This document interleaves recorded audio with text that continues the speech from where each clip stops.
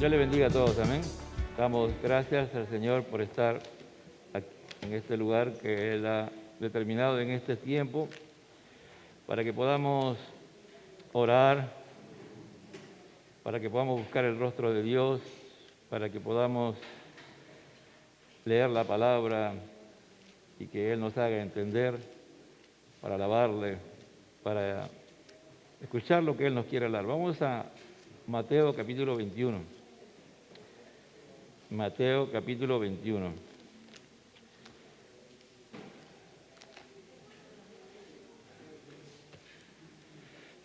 Aleluya.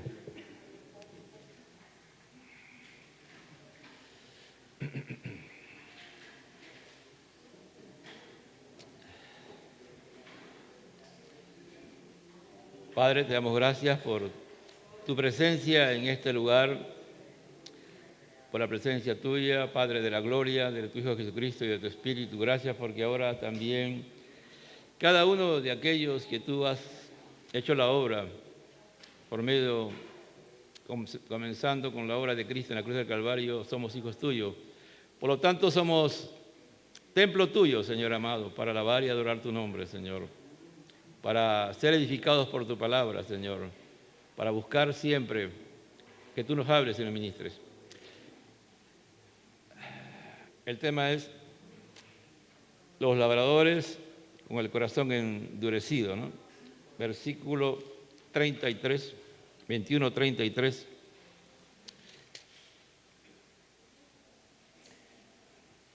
Oíd otra parábola. Hubo un hombre, padre de familia, el cual plantó una viña, la cercó de vallado, cavó en ella un lagar, edificó una torre y la arrendó a unos labradores y se le fue lejos. Cuando se acercó el tiempo de los frutos, envió a sus siervos a los labradores para que recibiesen su fruto. Mas los labradores, tomando a los siervos, a unos golpearon, a otros mataron y a otros apedrearon. Envió de nuevo otros siervos, más que los primeros, e hicieron con ellos de la misma manera. Finalmente les envió su hijo, diciendo: ¿tendrán respeto a mi hijo? Mas los labradores, cuando vieron al hijo, dijeron entre sí: este es el heredero, venid, matémoslos y apoderémonos de su heredad. Y tomándole, le echaron fuera de la viña y le mataron. Cuando venga pues el señor de la viña, ¿qué hará con aquellos labradores? Le dijeron: a los malos destruirá sin misericordia y arrendará su viña a otros labradores que le pagan el fruto a su tiempo. Jesús le dijo: ¿nunca leíste en la Escritura la piedra que se echaron los edificadores ha venido a ser la cabeza del ángulo? El Señor ha hecho esto y es cosa maravillosa a nuestros ojos. Por tanto, os digo que el reino de Dios será quitado de vosotros y será dado a gente que produzca los frutos de él. Y el que cayere sobre esta piedra será quebrantado, y sobre quien ella cayere le desmenuzará. Oyendo esta parábola, los principales sacerdotes y los fariseos entendieron que hablaba de ellos. Pero al buscar cómo echarle la mano, temían al pueblo, porque éste le tenía por profeta. Tomen asiento.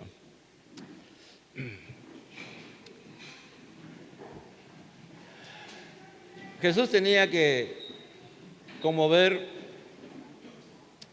a la humanidad para poder ir a la cruz, ¿no? Tenía que demostrarles a ellos que él era el Mesías y que ellos lo iban a hacer esa labor de llevarle a la cruz, crucificándolo. Esto es si lo miramos, Jesús está respondiendo al cuestionamiento de su autoridad, que lo han hecho aquellos que supuestamente tenían la autoridad de Dios, pero lo que ejercían era una autoridad totalmente humana, ¿no? Y querían que todas las cosas se mantuvieran en el orden que ellos consideraban que debía estar así. Es decir, ¿no? Un orden en base a la distorsión del entendimiento de la palabra de Dios, se habían alejado completamente de la verdadera, lo auténtico que era la palabra y sus tradiciones, sus costumbres, todo eso era lo que prevalecía, ¿no? Y habían hecho de la fe un negocio, ¿no? Un negocio que le daba hecho a ellos mucho, pero mucho dinero, ¿no? Y como había la teoría de la teología de la prosperidad, ¿no? De que si tú te va bien económicamente, en todas las áreas de tu vida, es que Dios te bendice, ¿no? Entonces ellos pensaban que todo lo que estaban haciendo era correcto, ¿no? Muchas veces también eso no solamente se aplica para en ese tiempo, en el hoy. Hay muchos que se desvían de los caminos del Señor y tienen los mismos principios, ¿no? Si todo le va bien, entonces no hay problema, estoy bien con Dios, ¿no? Muchas veces Satanás, que el Señor lo reprenda, te va a facilitar las cosas para que te vaya bien, ¿no? Él no quiere que tú hagas problemas y Él te va a facilitar las cosas para que tú lo hagas. Tú puedes ser parte de una iglesia, puedes ser parte de esta iglesia, y si tú vives una doble vida y realmente tu vida no es correcta delante de Dios y te va bien, a ti no te conviene mover las cosas o hacer las cosas como Dios quiere que se hagan, porque al hacer las cosas como Dios quiere que tú hagas, el primer enemigo que vas a ver es a Satanás, que te va a venir y va a hacer lo que tiene que hacer contigo, ¿no? Aquí, entonces el Señor proféticamente ya había dicho en Isaías 5, ¿no? A través del profeta Isaías, que Él iba a castigar a su pueblo, ¿no? Que Él iba a dejar totalmente abandonado, ¿no? Lo iba a abandonar, porque Él había dado de todo. En Isaías 5, ¿no? Siempre cuando usted lea Isaías narra en tiempo pasado. Escuchen, mire, Isaías tenía un ministerio tan poderoso, él estaba tan seguro que él tenía un ministerio profético, él era un profeta de Dios, él decía las cosas en tiempo pasado. Cosas que no habían pasado, él las daba y las declaraba como que ya se habían hecho. Esa era la seguridad, la convicción que tenía este hombre de Dios. Por eso que al final a él lo mataron, ¿no? Manasés lo persiguió y por ahí siempre hay soplones, ¿no? Soplones, chismosos, murmuradores, y le dijeron, ahí está Isaías, ¿no? Isaías se había metido en un árbol hueco y estaba bien escondido, ¿no? Pero le pasaron la voz y vinieron con una sierra gigante y volaron, aserraron el árbol junto con Isaías, ¿no? Pero mire lo que dice Dios a través de Isaías 5:1. Ahora cantaré por mi amado el cantar de mi amado a su viña. Tenía mi amado una viña en una ladera fértil. La había cercado y desplegado y plantado de vides escogidas. Había edificado en medio de ella una torre y hecho también en ella un lagar y esperaba que diese uvas y dio uvas silvestres. Ahora pues, vecinos de Jerusalén, varones de Judá, juzgar ahora entre mí y mi viña. ¿Qué más se podía hacer a mi viña que yo había hecho en ella? ¿Cómo esperando yo que diese uvas ha dado uvas silvestres? Os mostraré ahora pues lo que haré yo a mi viña. Le quitaré su vallado y será consumida. Aportillaré su cerca y será hollada. Haré que quede desierta, no será podada ni cavada, y crecerá el cardo, los espinos, y aún las nubes mandaré que no derramen lluvia sobre ella. Ciertamente, la viña de Jehová de los ejércitos es la casa de Israel, y los hombres de Judá, planta deliciosa suya, esperaba juicio he aquí vileza, justicia, he aquí clamor. En el capítulo 21 de Mateo, Mateo está escribiendo a los judíos, ¿no es cierto? Los judíos conocían muy bien esta parábola, ¿no? Él va a hablarnos a partir del versículo 33. Dice, no, oíd otra parábola. Hubo un hombre, padre de familia, el cual plantó una viña, la cercó de vallado, cavó en ella un lagar, edificó una torre y la arrendó a unos labradores y se fue lejos. Y cuando se acercó el tiempo de los frutos, envió a sus siervos, a los labradores, para que recibiesen sus frutos. Mas los labradores, tomando los siervos, a uno golpearon, a otro mataron y a otro apedrearon. Envió de nuevo a otros siervos más que los primeros, e hicieron con ellos de la misma manera. Finalmente les envió a su hijo diciendo, tendrán respeto a mi hijo. Mas los labradores, cuando vieron al hijo, dijeron entre sí, este es el heredero, venid, matémonos y apoderémonos de su heredad. Y tomándolo, le echaron fuera de la viña y le mataron. Cuando pues, bueno, esa es la ilustración, ¿no?, de la condición en que estaba el pueblo de Israel y la condición también de lo que pueden estar el día de hoy cristianos y aún iglesias, ¿no? Que cuando nos vamos alejando de la palabra y comenzamos ya a confiar no tanto en la palabra de Dios, sino puede ser en las tradiciones, en las costumbres, o sencillamente es una iglesia que predica la palabra como considera, ¿no? No tiene un lineamiento de acuerdo a lo que como ve a la congregación, dice, no, a la congregación le falta esto, hay que predicar esto, ¿no? Hay que predicar lo otro, ¿no? Entonces comienzan a predicar delivery prácticamente, ¿no? De acuerdo a como ellos consideran o de acuerdo a como le pide el pueblo, la iglesia, ¿no? O el conjunto de cristianos. No oran a Dios, no le piden a Dios, ¿no? ¿Por qué tengo que predicar sobre este libro de la Biblia? ¿O por qué tengo que predicar estos temas? Sencillamente se dejan guiar porque quieren mantener su estado de confort, como le va bien, y están creciendo, ¿no? Y algunos se quedan con su estado de confort estables, otros están creciendo, cada vez hay más gente que viene, pero gente que no se convierte realmente. La sociedad, tú sales de esta puerta y en lugar de que la sociedad cambie, porque tú has cambiado, tiene que haber un efecto en la sociedad, no hay nada, es peor, por el contrario.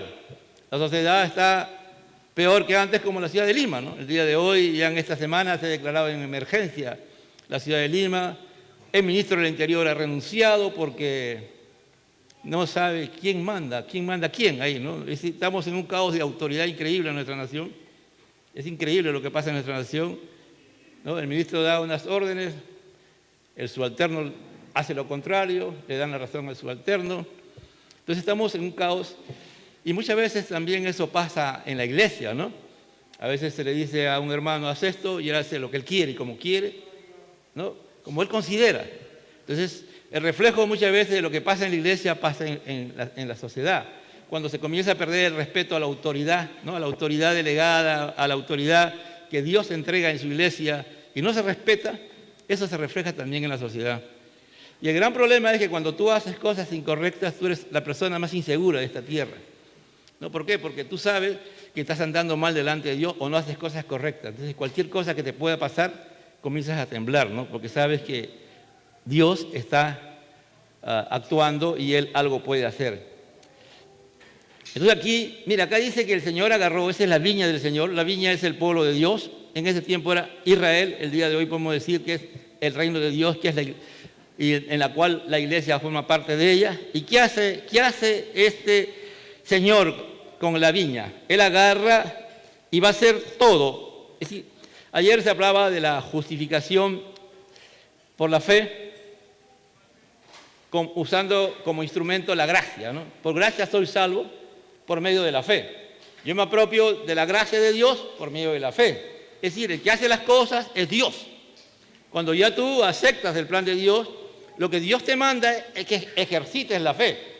Dios te da el arrepentimiento y la fe para ser salvo, pero después Dios, por medio de su palabra, va a alimentar para que tú ejerzas la fe y tú puedas seguir adelante. Ya ahí tiene que ver los resultados de la fe, ¿no? Pero basados en la palabra de Dios. No, hazlo por fe, hermano, no, por fe. ¿Pero qué fe? No, la fe. Muchas veces tenemos esa mala costumbre, ¿no? A veces los hermanos, aún hasta los padres, no, por fe, hazlo por fe, no es fe por fe, es fe basada en la palabra de Dios, ¿me entiendes? Y aquí, este hombre, que es el que simboliza a nuestro Dios Padre, dice, hubo un hombre padre de familia. En realidad el original es alguien que es potentado, alguien que tiene poder, alguien que tiene autoridad, el cual plantó una viña. Para plantar una viña, ustedes ya han visto en Isaías 5, todo lo que se hace para plantar una viña. Y aún se le ha explicado anteriormente, ¿no? En la ladera de los cerros, y a veces cerros pedregosos, es todo un trabajazo plantar una viña. Porque lo ideal es plantar las viñas en la ladera de los cerros. La cercó de vallado, es decir, la protegió, ¿no? Dios nos salva, Él hace todo lo necesario para salvarnos, nosotros aceptamos por fe la gracia salvífica de Dios, el regalo de la salvación, y Él nos da junto con esa salvación todo lo que tú y yo necesitamos para vivir, como verdaderos y auténticos cristianos, porque Él planta, Él va a ser el cimiento, Él es la roca, o estamos arraigados, enraizados en Cristo, ¿no? Entonces, eso es lo que está diciendo aquí, ¿no? Si lo aplicamos al día de hoy. Si el día de hoy no termino, amado hermano, el próximo domingo continuamos con esta parte porque es muy importante. Dice, ¿no? Entonces, cavó en ella un lagar. Es decir, ¿cuál es el resultado de cualquier sembrío? ¿Cuál es el propósito de que tú, por ejemplo, inviertes en algo? Si tú creas una empresa, es para que produzca, ¿no es cierto? Y te beneficie, ¿no? Y al final tú seas el principal beneficiado. ¿Quién es el que está plantando? ¿Quién es el que está cercando? ¿Quién es el que está haciendo el lagar? Dios. ¿Quién es el que ha hecho la gran inversión en nuestra vida? Dios, ¿no es cierto? Dios. Tú tienes algo propio, pero muchos creemos que sí tenemos, pues, hermano. Ese es el gran problema. Cuando tú y yo nos hemos convertido realmente, nos abrogamos y nos tomamos cosas que no son de nuestras. A nosotros no nos pertenece nada por nosotros mismos, hermano. Nada, absolutamente nada. Ni el aire. ¿Me entienden? Ni el aire. En estos días nosotros estamos asistiendo a casi 2 años de una pandemia que se puede volver una endemia, que se puede quedar si es que Dios ahí lo determina para siempre. ¿Entiende? Si que no nos arrepentimos, como decía hace un momento en la lectura de la palabra. Si nosotros, la iglesia es la que tiene que arrepentirse. Nosotros somos los que tenemos que arrepentirnos, hermano. ¿Nosotros por qué? Porque conocemos la palabra de Dios, conocemos todo lo que Dios nos ha dado. Y muchas veces no actuamos como mayordomos, sino como dueños de nuestra vida y de todo lo que tenemos. Nada de lo que tenemos puesto, amado hermano, nada es por nosotros mismos. Todo es por pura gracia. ¿El lagar para qué sirve? El lagar es de piedra, en ese tiempo se hacía de piedra y tenía una parte de arriba, buscaban un lugar y una parte de arriba, y ahí buscaban piedras y armaban como una tina. Y en ese lagar, cuando había la cosecha, porque se suponía que tenía que haber cosecha, desgranaban la uva y lo pisaban. Porque el objetivo ¿para cuál es? Producir vino. El objetivo de esta viña es producir vino. El propósito de Dios en nuestras vidas es producir la vida de Cristo en nosotros, amén. La vida de Cristo es la que tiene que producirse. Y muchas veces hay hermanos que están siendo probados en estos días. Hay hermanos que en este instante, sus niñas están con fiebre y alta, que se han recontagiado. ¿No? Se han recontagiado. Entonces, ¿por qué? ¿Por qué Dios permite eso? Porque Dios es un Dios bueno. Dios es bueno. Porque Dios está purificando. Dios está preparando.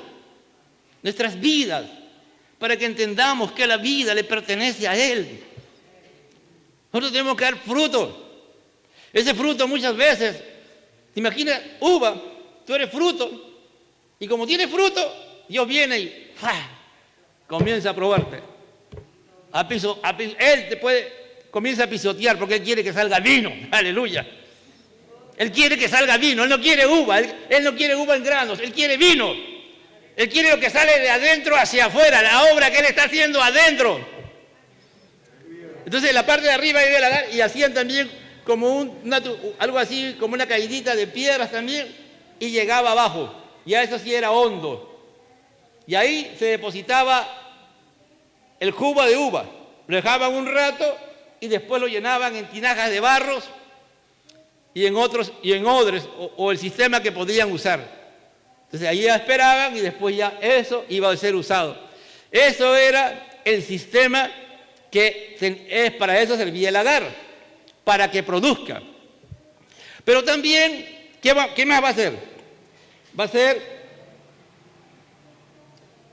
edifica una torre. ¿Para qué? Una torre aproximadamente, algunos consideran que es de 1 metro cuadrado por 5 metros de alto.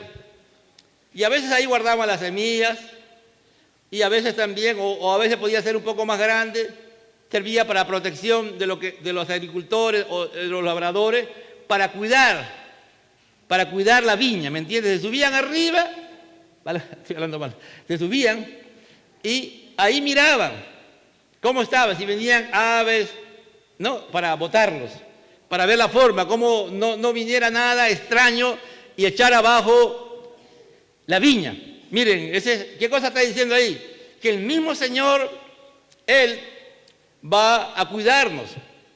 Él se va a encargar de cuidar y Él va a proveer los elementos necesarios para cuidarnos, para que tú y yo seamos una cosecha, para que tú y yo podamos llegar a ese lagar y al final ser vino, ¿no? ¿Me entiendes?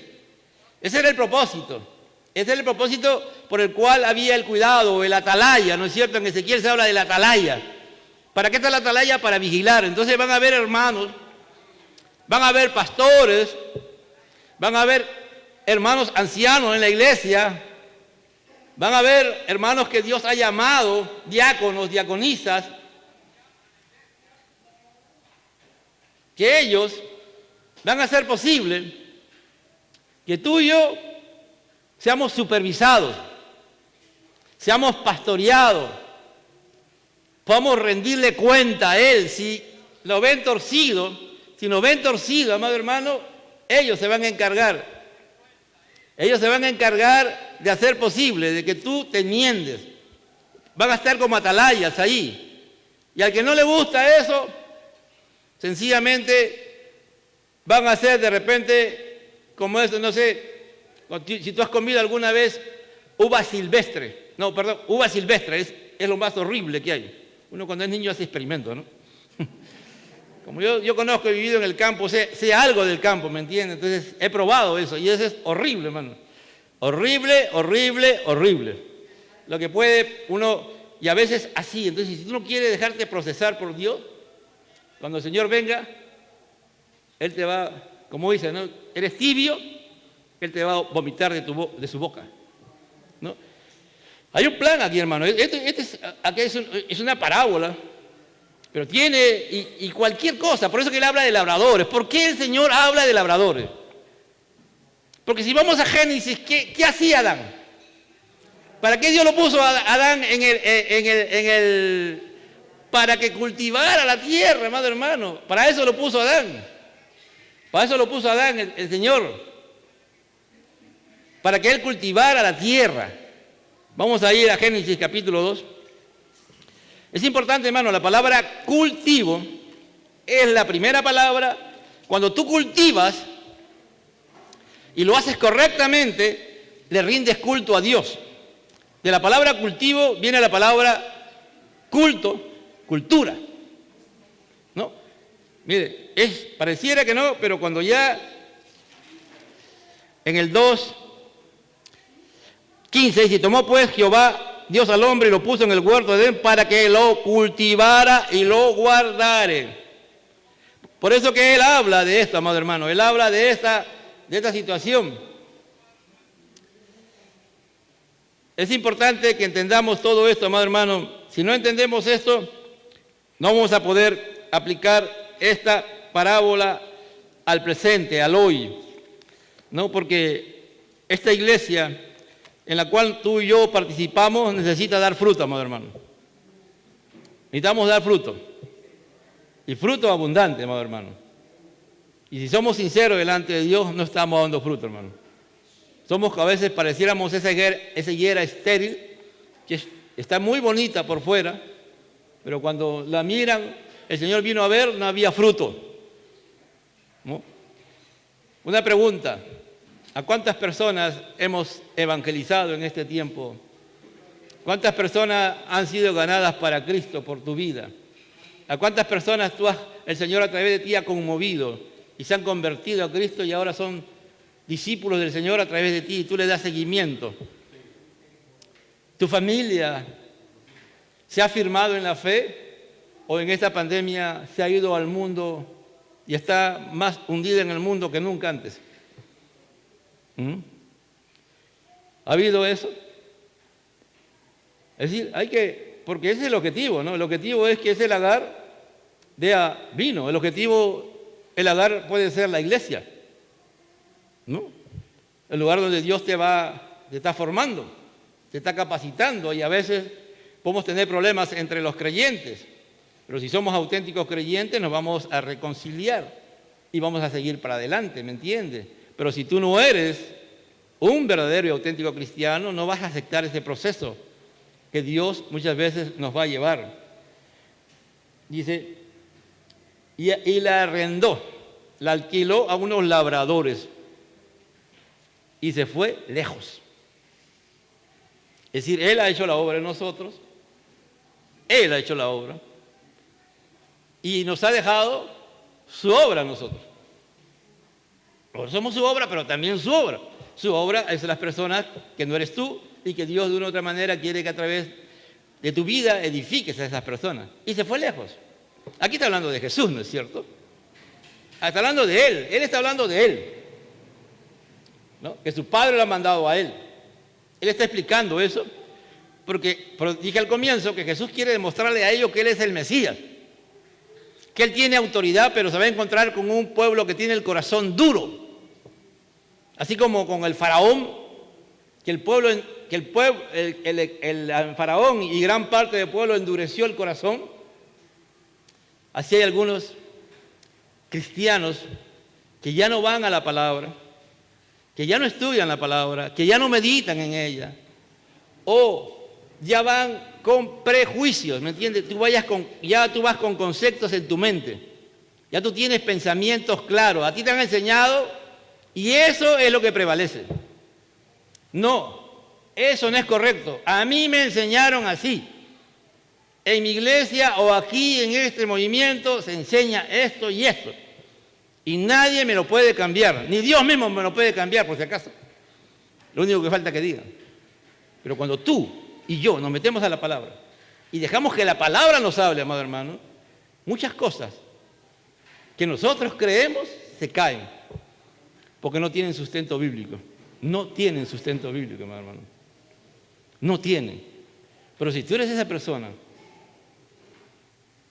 que no te importa crecer en la gracia, que sigues un mecanismo, que todas las cosas las haces porque tienes que hacerlo, nunca te pones a pensar, a meditar, ¿está bien lo que estoy haciendo? ¿Es correcto lo que estoy haciendo? Bueno, el Espíritu de Dios nos habla. Pero cuando ya tú endereces tu corazón, ya el Espíritu de Dios no te habla. Es decir, la mayordomía. ¿Eres mayordomo o eres dueño de lo que tienes?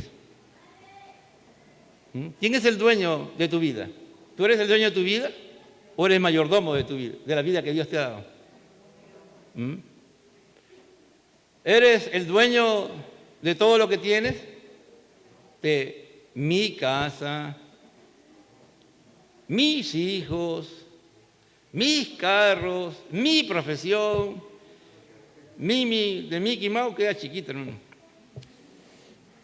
todo es mí. Cuando tú tienes eso y lo dices con certeza y seguro de eso, arrepiéntete, hermano. Arrepiéntete de todo corazón, porque nada es tuyo. Ayer hablaba con alguien y le decía, no, si Dios nos da el tiempo para disfrutar algo, amado hermano, hay que hacerlo. Cosas que son válidas, cosas que no son pecaminosas, cosas que no son vanas, hay que disfrutarlas, hermano. Y eso lo dice Eclesiastés. Van a Eclesiastés y Salomón va a decir esa gran verdad. Pero es trascendental porque Jesús va a ir a la cruz y le tiene que encarar a esta gente que ha desviado al pueblo de Dios, lo ha desviado, lo ha sacado totalmente, lo manejan como quieren y lo va a demostrar. Porque mire, aquí Jesús ellos lo están escuchando y es todo el pueblo, no solamente los principales, también estaban los seguidores de Jesús. Pero después esos seguidores, como más prevalece lo que tú crees, van a crucificar a Jesús. Eso que le decían, Hosana, bendito el que viene en el nombre del Señor, algunos de ellos van a decir, crucifícalo. Y van a celebrar la crucifixión de Jesús. Lo que tuvieron celebrando la entrada del rey de Jesús, como rey de Jesús, van a hacer todo lo contrario. ¿Por qué? Porque su fundamento no han sido plantados por Cristo, no han sido plantados por el Padre, por el Hijo y por el Espíritu Santo, no han sido plantados en la palabra, han sido implantados en conceptos humanos, en pensamientos humanos. Por eso es que una de las características, ayer hablaba la pastora Rosario y decía la fe de Abraham. Increíble, ¿no, hermano? De verdad yo les invito a que participen los sábados. Si no puede venir, véalo por YouTube o véalo por Facebook. Yo sé que la mayoría de los jóvenes lo sigue, pero no está profundizando el estudio. Pero aquellos que se están profundizando el estudio, está siendo edificado. ¿Sabe lo que implica creer esperanza contra esperanza? Cuando alguien te dice, no, señora, su caso ya no tiene solución ya. Usted va a vivir unos cuantos días más y después ya fue. Mire, acá están los resultados, hemos hecho todo y usted no tiene solución. Su caso ya no hay solución, así. Pero tú crees y Dios te ha dicho que tú vas a vivir muchos años más de vida. Hay esperanza contra esperanza. Tú no le crees a lo que le dicen los médicos, sino crees lo que Dios te ha dicho. Últimamente veo muchos creyentes que corriendo, algo pasa y van de frente a los médicos. Ni siquiera oran, hermano. Y lo que el médico le dice, eso vale. No, que eso, es que mi abuelita, es que mi mamá hacía eso. No, eso no vale. Y le creen al médico. Bueno, antes la gente no se curaba con lo que nosotros nos curamos ahora, hermano. Y se sanaba. Cuando no es el médico, no es la medicina, es la fe, la confianza que tú tienes en tu Dios. Dice, aún Abraham luchó con la incredulidad, porque al comienzo fue incrédulo, cuando metió a su esposa, ¿no? Dijo, no, dile, tú eres mi mujer, tú no eres mi mujer, eres mi hermana. Pero después Abraham ya no fue incrédulo, hermano. Es importante esta claridad de la palabra. Es tiempo, yo creo esto, hermano, y estoy luchando por que eso sea realidad en mi vida. Yo creo que es el mejor momento. Nunca más se va a repetir estos momentos, hermano. En crisis, en tiempo de crisis, Dios obra haciendo cosas increíbles en tu vida, hermano. Dios hace cosas inauditas, cosas que tú jamás pensabas que podía hacer. Es el mejor momento, porque tú y yo vemos nuestra fragilidad. Yo me pongo a pensar, ¿no? Un día, un solo hombre se contagió, hermano, de este virus. Uno solo, hermano. Uno solo fue. Un chinito. No sabemos quién fue ese chinito. No se ha podido averiguar. Ese chinito contagió a su familia. Su familia contagió a otros. Mire, y está por todo el mundo. ¿Te imaginas si nosotros le pidiéramos a Dios, Señor, si ese virus tiene tú la usas para contagiar a todo el mundo, ¿por qué eso mismo no puede pasar con el Evangelio, con la palabra de Dios? Que pueda llegar y todo el mundo tenga la oportunidad de escuchar el mensaje. Así no la acepten, así no lo rechacen. Porque el mismo Dios que permite eso, ese mismo Dios puede usar su palabra, amado hermano. Palabra poderosa. ¿Por qué estamos aquí? Porque un día Dios le dijo a Mateo, tú vas a escribir lo que has visto de tu Señor, de tu dueño, de tu amo, de Jesús. Y él comenzó a escribir, amado hermano. Como digo, el libro de Mateo presenta a Jesús como rey. El libro de Mateo es temático, no es cronológico. Son temas que está trabajando. ¿Nos habla Dios o no nos habla a través de este libro, amado hermano? Aquellos que están siguiendo Romanos, Dios te está hablando, hermano. No hay hombre o mujer que se meta en el libro de Romanos y no termine en un avivamiento. Que se ponga a estudiar, que se ponga a seguir ese libro. Dios te transforma.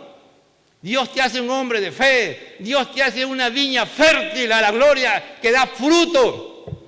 Y cuando venga el Señor, dice acá, ¿no? Y cuando se acercó el tiempo de los frutos, envió a sus siervos, los labradores, para que recibiesen su fruto. ¿Quién es el dueño? El dueño es el Señor. ¿Le damos frutos al Señor? ¿Hace cuánto tiempo no le damos frutos al Señor?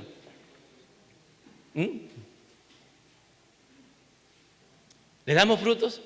Todo lo que yo tengo, si el Señor me ha dado ministerio, talento, dones, me ha dado inteligencia, me ha dado sabiduría, me ha dado sagacidad, me ha dado integridad, me ha dado santidad, me ha dado temor de Dios. Todo eso tiene que producir fruto.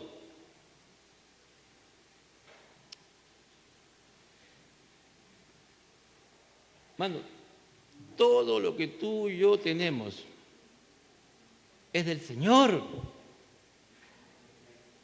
¿Te duele cuando das algo? ¿Te duele? ¿Por qué te duele? ¿O por qué no lo das? ¿Por qué no le das tu tiempo al Señor? No, es que mi familia, mis hijos, mi salud, esto, y le ponemos un sinnúmero de peros y peros y peros. Si el Señor ha invertido en nosotros para que produzcamos ¿qué cosa? Fruto. ¿Quiénes eran los dueños? ¿Quién era el dueño de esa viña? El Señor.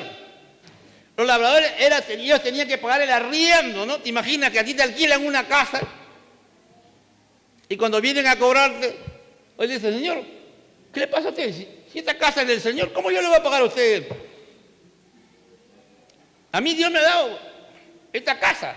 Así hay hermanos a veces, ¿no? Un poco sinvergüenza, ¿no? Hay hermanos de verdad. Parece broma, pero hay hermanos que se toman esas atribuciones, esos pseudo siervos de Dios que le dicen por ahí. Vienen y se apropian de cosas. No, a mí Dios me ha dicho que me lo deas. A mí no me ha dicho nada. Anda, fuera de acá, hijo del diablo. A esa gente hay que tratarla así, hermano, porque ellos están tomando el nombre de Dios y pisotean el nombre de Dios. A esa gente tú no lo puedes poner en su sitio. Jamás, si alguien viene, no, y que esta sentencia, que te va a pasar eso, no le creas, hermano. Mayor es el que está contigo que el que está con él, amado hermano. El diablo está con él, tú estás con el Señor. Pero tú y yo no estamos obligados por Dios a dar nada. Dios nunca nos obliga. Nunca. Si tú lo haces obligado, arrepiéntete. Tú y yo somos seres agradecidos, cambiados, transformados por Dios, convertidos por Dios. Y sabemos, como decía David, de lo recibido de tu mano, eso te damos, Señor. Eso te doy, porque todo lo que yo tengo en estas manos, todo lo que tú me has dado es tuyo. Soy tu mayordomo. Es tuyo. Mira, ¿qué ha comenzado a predicar Jesús? El arrepentimiento, ¿no es cierto? ¿Por qué Jesús comienza en el 4:17, arrepentidos porque el reino de los cielos se ha acercado?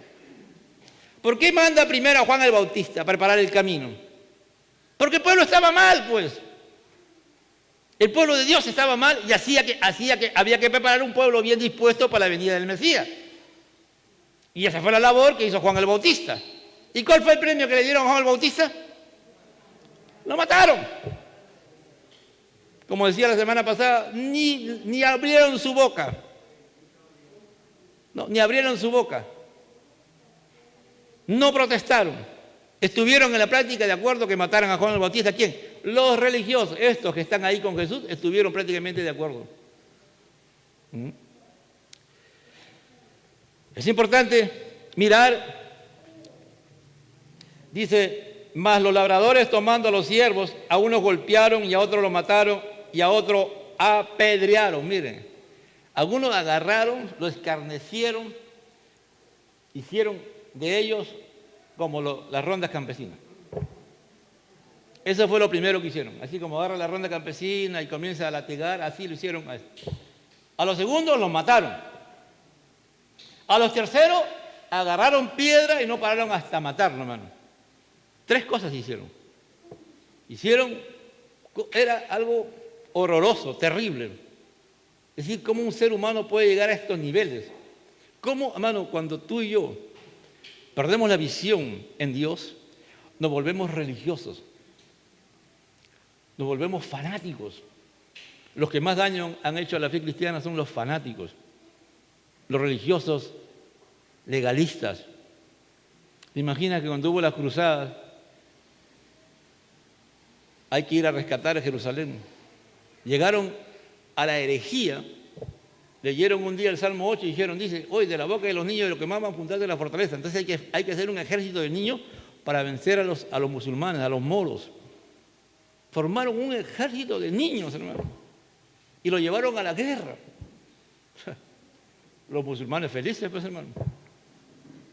Los capturaron a todos, por eso que hay mezclas. Cuando tú ves árabes, mezclas con europeos. Los capturaron y se lo llevaron. Y lo hicieron musulmanes. Es decir, cuando uno mira las cosas que a veces hacen en el nombre de Dios, y es increíble. La iglesia está en su mejor momento, pero Dios va a seguir procesando nuestras vidas, hermano. Dios va a seguir haciendo que tú y yo produzcamos, y cuando Él venga por medio de sus siervos, de sus siervas, a que le rindamos cuenta, porque aquí tenemos que rendirle cuenta, ¿no? Por eso que a veces es tan fácil para algunos renunciar, ¿no? No, le dan la bendición de tener una posición en la iglesia y fácilmente lo dejan, facilito, como dejar no me gusta esta camisa, no la dejo así. Muchas veces, hermano, para que volver a tomar esa posición que Dios te ha dado y tú la has rechazado, muchas veces ya Dios no te la vuelve a dar. Y otras veces te va a costar.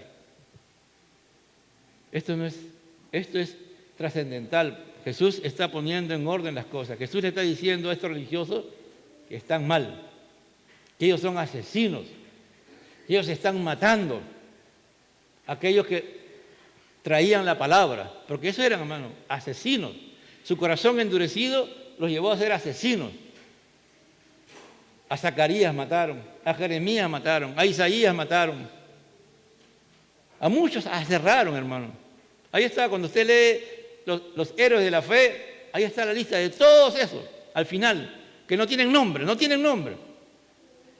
Pero si un día perseveramos en esta fe, llegaremos al cielo y sabremos cuántos héroes de la fe fueron muertos por esta gente que se creía y se adueñaron del reino que Dios le había entregado a su mano a Israel. A veces hay ministerios, a veces hay pastores que se apropian de la iglesia y se hacen los dueños de la iglesia, hermano. Y todas las propiedades las tienen a nombre de ellos. Hermano, este no es un reino de hombre, este es el reino de Dios. Es preferible que te quedes sin nada. Pero a César lo que es de César, a Dios lo que es de Dios. Dice, envió de nuevo otros siervos más que los primeros, hicieron con ellos de la misma manera. ¿Te imaginas? No sé si alguna vez usted ha visto esos videos como la ronda campesina agarra y les da de alma, hermano. Y la gente, hombre, cómo lloran allá. Peor que eso hicieron esta gente, hermano. A otros los mataban y a otros los agarraban a pedradas. No es que se iban heridos, no, los mataban. Finalmente, les envió a su hijo diciendo, tendrán respeto a mi hijo. Finalmente. Acá Jesús está haciendo la misma técnica que Isaías. Está hablando en tiempo pasado, algo que iba a ser a futuro, ¿no? Eso todavía no ha pasado. No ha pasado cuando Jesús lo está diciendo, pero él está diciendo en tiempo pasado. Y finalmente les envió a su hijo diciendo, tendrán respeto de mi hijo. Tendrán respeto. Mano, ¿tú harías esto? ¿Tú y yo haríamos esto? Tú mandas a un sitio a alguien, gente de confianza, y después te informan, lo mataron. Mira cómo ha llegado. Mira la condición en que está. ¿Tú mandarías a tu hijo? No, de repente reaccionan y van a considerar y van a cambiar su opinión, ¿no? Por eso que algunos cuestionan esta parábola, ¿no? Porque humanamente el día de hoy no funciona esto, mis derechos. Hay muchos cristianos que el día de hoy piden sus derechos, ¿no? Sus derechos humanos y universales, que se dejan guiar por los principios del mundo y vienen y reclaman sus derechos. Acá encontramos que el Señor, nuestro Dios, nos está mostrando su amor inagotable a la humanidad, amado hermano. Su amor inagotable a los religiosos. Él no se cansa de amarnos. Él no se cansa de amar a los pecadores. Aunque no ama, los ama, pero también están bajo sentencia de ira. La ira de ellos, de Dios está sobre ellos, pero el amor también de Dios se manifiesta. Cuando alguien le habla a un hombre, a un creyente apartado, que está haciendo cosas inauditas, Dios le sigue enviando gente. Y aún los traten mal, aún los insulten, aún les peguen y aún salgan heridos, Dios sigue enviando. Dios no para, amado hermano. Ese es el mensaje que está diciendo aquí el Señor Jesús. Yo estoy aquí porque mi Padre me ha enviado. Yo soy el Mesías, yo soy el Hijo de Dios. Yo soy. Ustedes me van a llevar a la cruz, me van a crucificar, pero Dios Padre, amado hermano, Jesús sigue obedeciendo a su Padre. Por eso que Él va y dice, Padre, si es posible, aparta de mí esta copa, pero que se haga conforme a tu voluntad. Mas los labradores, cuando vieron al Hijo, dijeron entre sí, este es el heredero, venid, matémoslos y apoderémonos de su heredad. ¡Ah, mira! El heredero llegó, matémoslo, porque si lo matamos a él, la herencia va a ser para nosotros, nos apropiamos de todo. No, bueno, aquí Jesús está dando a entender que algunos de ellos intuían que Jesús era el Mesías, y eran los que promovían todo esto. Hermano, ¿sabes una cosa? Dios nos ayude a que nada en esta tierra nos aferre a esta tierra. Ni siquiera el puesto que yo tengo aquí, la posición de pastor. Nada en esta tierra nos ate a esta tierra. El que nos tiene que atar es Jesús. Porque esta gente estaba atada, porque tenía su estado de confort y le iba bien. Y según ellos estaban de acuerdo con Dios, pero había alguien más poderoso. Creo que el Espíritu Santo le decía, ese es el Mesías. Pero ellos decían, no, matémoslo, matémoslo. Y tomándole le echaron fuera de la viña y lo mataron. Todos sabemos que Jesús fue llevado fuera de Jerusalén, al monte de la calavera, para ser crucificado. Lo mataron fuera del campamento, como dice el autor de Hebreos. Ahí lo mataron a nuestro Señor. Y cuando venga pues el Señor de la viña, ¿qué hará con aquellos labradores? Le dijeron, a los malos destruirá sin misericordia y arrendará su viña a otros labradores que le paguen el fruto a su tiempo. Tú y yo conocemos la palabra de Dios. Muchos de los que estamos aquí lo conocemos muy bien, amado hermano. Y fácilmente podemos dar este diagnóstico, pero podemos estar peores que esta gente. Porque una persona cuando está mal delante de Dios y anda en la carne, y anda en el pecado, olvídate. Más juez implacable que ellos no hay, hermano. Tú hablas con una persona que está andando fuera de los caminos de Dios, que está andando en el pecado, pero que tiene doble vida, y que tú lo ves como un verdadero cristiano porque tú no sabes las cosas que está haciendo.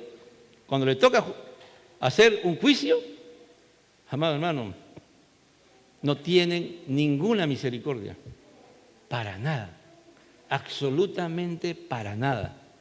Son los más terribles que puedan ver. Dios nos ayuda, amado hermano, a siempre tener temor y temblor cuando hagamos un juicio, cuando digamos algo. Muchas veces cometemos errores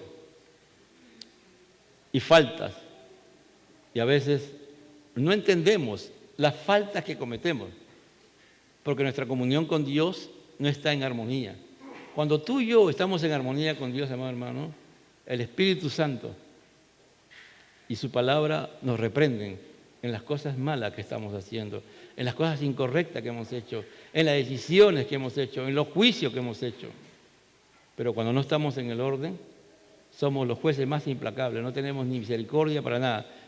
Ellos dijeron eso, no fue. Fue como cuando Natán va y le dice a David, y le cuenta la parábola, ¿no? También una parábola, dice, y se para David, que estaba andando grave delante de Dios en pecado, que pague 4 veces ese, ¿no? Ese hombre eres tú, le dice Natán. 4 hijos tuvo que perder, hermano. 4 hijos. 4 hijos. Terrible fue lo que le pasó a David. David, siendo el que tenía el corazón conforme a Dios, tenía un corazón endurecido. Se había vuelto un religioso. Se había vuelto un pagano. Y en ese espíritu él sentencia a esa parábola. Y Natán le dice, tú eres ese hombre. Dios atravesó esa palabra a su corazón de David y David se arrepintió. Y Dios lo perdonó. De eso se ha predicado hace dos sábados, ¿no? Del perdón que Dios hizo a David, amado hermano. Que él podía después de pasar todo el proceso, bienaventurado a aquellos cuyas transgresiones, cuyas iniquidades han sido perdonadas. Ninguno de los que está aquí, amado hermano, tengamos estos principios. Él te ha plantado a ti y a mí para que produzcamos frutos de Él, y Él tiene todo el derecho, toda la libertad de pedir que esos frutos produzcan en su reino, que produzcan al 100 por 1, al 60 por 1, al 30 por 1, como la parábola del sembrador. Pero que tenemos que producir fruto, tenemos que producir fruto. Por eso que en estos días el Señor ha dado un lema a esta iglesia. Vamos por más, amado hermano.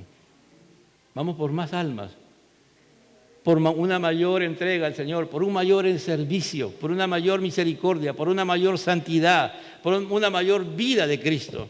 Aquellos que están siendo probados, están siendo purificados, están siendo preparados, porque tú vas a traer, irá andando y llorando el que lleva la preciosa semilla del Señor, va a regresar trayendo abundante cosecha. ¿Cuántos están dispuestos, amado hermano, a pedirle al Señor que el Espíritu Santo haga una revisión de su vida? Espíritu Santo, tú eres el Agar, tú eres la torre, simboliza la torre y estaba para supervisar.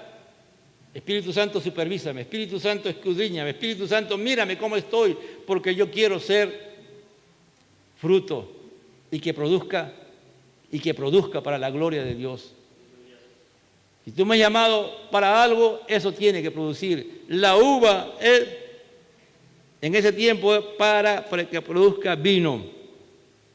Tú y yo hemos sido plantados, cuidados, porque el Señor pone cerca alrededor y aún pone una torre para supervisar y pone todos los elementos necesarios para que lo que Él nos dé produzca. Es necesario, amado hermano, que miremos en qué área estamos fallando, en qué área no estamos dando lo que Dios quiere que demos, amado hermano. Oremos al Señor y pidamos, basados en la lectura que trajo el día de hoy nuestra hermana Guadalupe, Joel 2, busquemos al Señor con clamor, ayuno, lloro y lamento. Rasguemos nuestros corazones y pidámosle al Espíritu Santo, ¿por qué no quiero servir? ¿Por qué se me hace difícil predicar? ¿Por qué no tengo gozo? ¿Por qué no tengo alegría? ¿Por qué no tengo esperanza? ¿Por qué no tengo fe? ¿Por qué me estoy volviendo incrédulo? Y Dios hablará en nuestras vidas y nos levantará, amado hermano. Y acá un día vendremos 3, 4 cultos, o Dios nos bendecirá y construiremos un local más grande para su gloria. Pero sabes una cosa, pero si no estamos dando fruto, no podemos crecer y no podemos ir para más. El fruto que tenemos que dar primero es la vida de Jesús en nosotros. Padre, te doy gracias y te pido misericordia, Señor. No permitas bajo ningún punto de vista de los que estamos aquí, los que están escuchando y oyendo por el Facebook y el YouTube, Señor, que nos quedemos tranquilos. Porque es tiempo de crisis, es verdad. Y tú en cualquier momento vas a venir a pedirnos rendición de cuenta. Vas a pedirnos los frutos. Porque tú durante toda esta pandemia has cumplido, Señor, en protegernos, en cuidarnos como es, porque la torre es para cuidarnos, Señor, para que nada extraño entre a nuestras vidas y lo has cumplido. Pero ahora, en este tiempo, tú quieres que vayamos al lagar, para que ahí salga el fruto, Señor, el fruto produzca, Señor, y se multiplique, Padre de la gloria. Porque sabemos que tu venida está pronto, tú te has ido lejos, pero volverás por segunda vez a levantar una iglesia llena de tu presencia, Señor amado. Quita de mí, de mi corazón, todo aquello, Señor, que impide que haya fruto, que pueda entender que tú eres el mayordomo. Nada de lo que tengo me pertenece a mí por mí mismo. Si tengo a mi esposa, tengo el matrimonio, ese es tú me regalaste a mi esposa. Tú me has regalado a mis hijos, a mis nietos, Señor, pero son tuyos. Tú me has regalado la bendición de poder ser pastor de esta iglesia. Me has regalado a estos creyentes que están aquí, Señor amado. Son tuyos, son tuyos, son tuyos. Todo es tuyo, todo, absolutamente todo. Y tengo que responderte, Señor, con agradecimiento, con gratitud. Oh, Señor, no permitas que el enemigo me engañe, Señor, ya basta. Creyendo que algo es mío, Señor. Gracias, Señor, al Padre, al Hijo, al Espíritu Santo. Gloria a Dios, gloria a Dios, gloria a Dios. Aleluya. Bendito sea tu nombre. Damos gracias a nuestro buen Dios.